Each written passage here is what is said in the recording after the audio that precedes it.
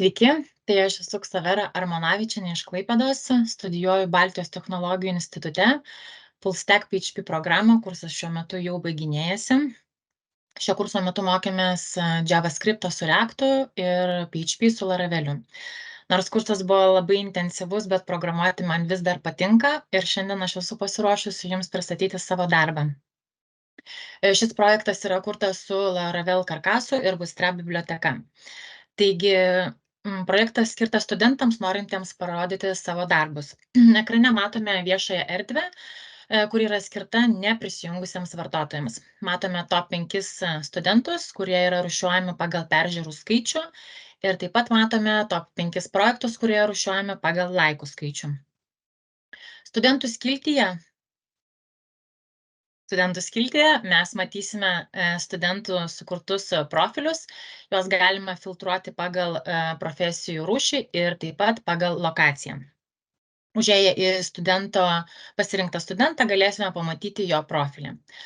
Projektų skiltyje matysime visus sukurtus projektus. Paspaudę ant projekto galėsime matyti vizualinę jo dalį, taip pat nuorodą į projekto autoriaus profilį ir nuorodą į projekto pačio GitHubą. Čia matome laikų skaičių, bet nieko daryti, laikyti mes negalime, nes esame neprisijungę vartotojai. Norint būti prisijungusiais vartotojais, mes turėtumėm prisiregistruoti ir susikurti savo profilį. Profilis čia yra jau sukurtas. Taip, matome čia profilio visą reikalingą informaciją, kuri yra supildoma kuriant profilį. Matome peržiūrų skaičių, kiek profilis turi. Galime profilio anketą atnaujinti, ką padarysime čia, nes veikia. Ir galime trinti, ko tikrai dabar nedarysime. Kai studentas susikuria savo profilį, jis gali sukurti projektą.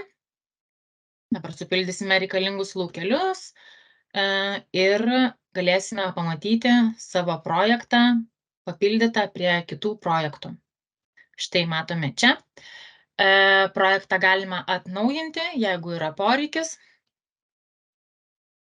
ir galime ištrinti. Ateityje planuojama dar praplėsti profesijų sąrašą, papildyti mokymosi įstaigom ir taip pat pridėti komentarų skiltį. Tai šiandien tiek. Ačiū už Jūsų laiką, ačiū Bitui už organizuojamą Demo Day ir visiems kitiems savo kolegam linkiu sėkmės ir nesijaudinti.